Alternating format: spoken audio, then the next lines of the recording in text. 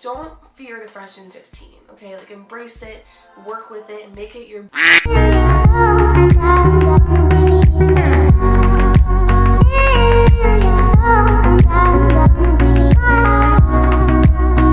can start now.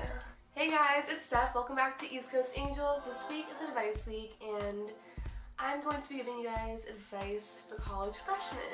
So if you're not a college freshman yet, it's okay, because when you are, you'll be prepared. I have a few things that I wrote down beforehand because some of my friends asked me about these questions for like a long time, and I thought I would give the answers and give some other advice with that. Let's get into the video.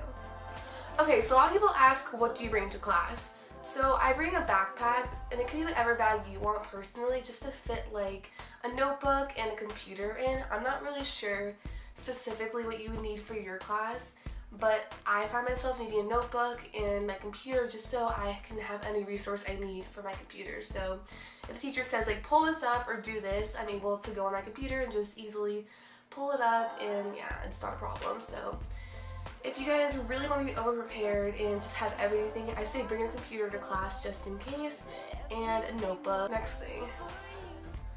Okay, so a lot of people also ask me about multitasking during lectures. So lectures are kind of hard to follow, and I totally get that. As a college student, like, I have trouble following lectures too. And I found it that it was really easy to follow lectures. I was highlighting along with the professor and like listening a lot, because I feel like it's really easy to lose your concentration if you're just kind of like sitting there not doing anything. But when I'm highlighting and like having different colors and even like different pens and stuff like that, it helps me stay on track during class.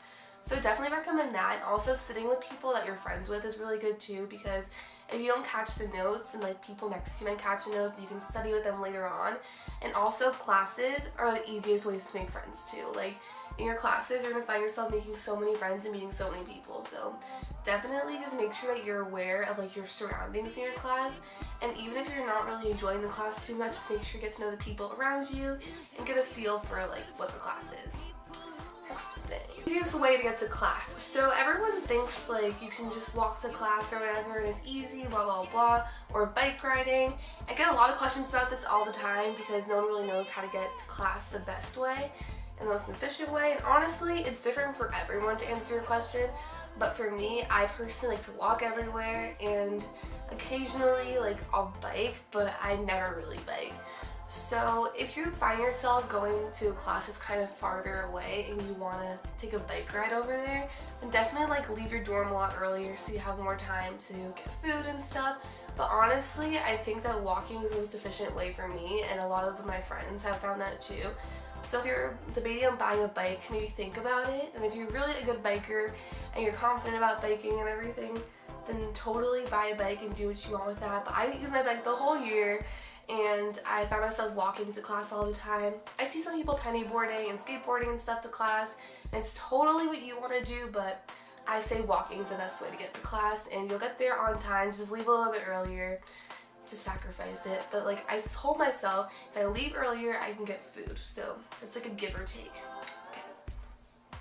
Next thing.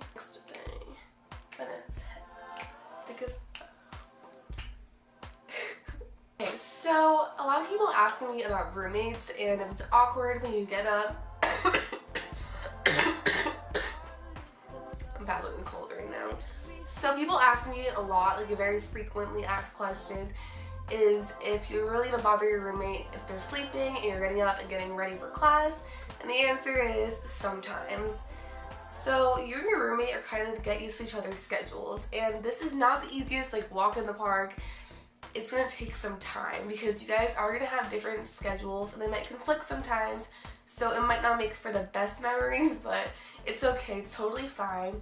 What will happen is like the first few weeks of classes, you guys are gonna start getting up at different times and realizing each other's napping schedules. Sounds weird, but like there's a lot of napping that goes on in college.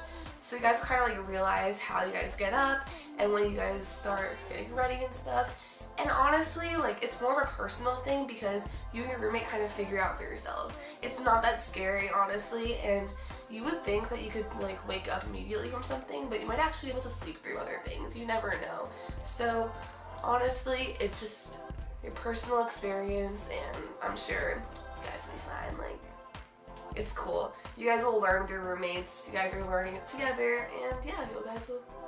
And I'm sure it'll be a work in progress, but you'll figure it out. So another thing that's really important is getting to know your professors on like a low-key personal level. So college is really big and crazy most of the time, and there's a lot going on. It's really easy to get caught up with everyone else and kind of get into like a mishmash. So you have to really make sure that you're talking to professors and getting to know them like a little bit on a personal level. So what I try to do is go to office hours and talk to my professors after class. I also have to advocate for myself a little bit because I do have a learning disability, and it's really important for me personally to talk to my professor and get my accommodations. So I think that if you have something that you want to talk to your professor about, even getting to know your professor by name so he can pick you out in a class and know who you are by email, it's amazing. And if not that type of person, it's totally okay. But I think it's always a good idea to get to know your professor or your TA. I'm so sick. Alrighty, freshman 15. Okay, so a lot of people think that this actually happens to everyone, and no, it doesn't. It actually doesn't happen to everyone. I know a lot of people who have like lost weight in college because you don't eat as much as you usually would at home with your parents, because like food is expensive. So yeah, but honestly, if you gain a little bit of weight in college, like it's actually fine because you're learning how to live by yourself and everything. And honestly, like you win some, you lose some. I don't really see why it's a problem. It's fine. But to kind of maintain your weight in college, I think within the first few weeks of school, you'll be able to kind of see what you're working with as far as food goes, like what they serve at the union or what they serve around or what restaurants and stuff. So honestly, just kind of like see what there is around you and kind of like plan your own food type of thing. Like, don't fear the freshman 15, okay? Like, embrace it, work with it, and make it your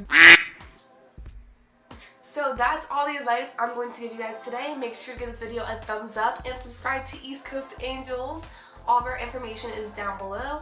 You can find my channel along with all the other amazing people on this channel down below in the description.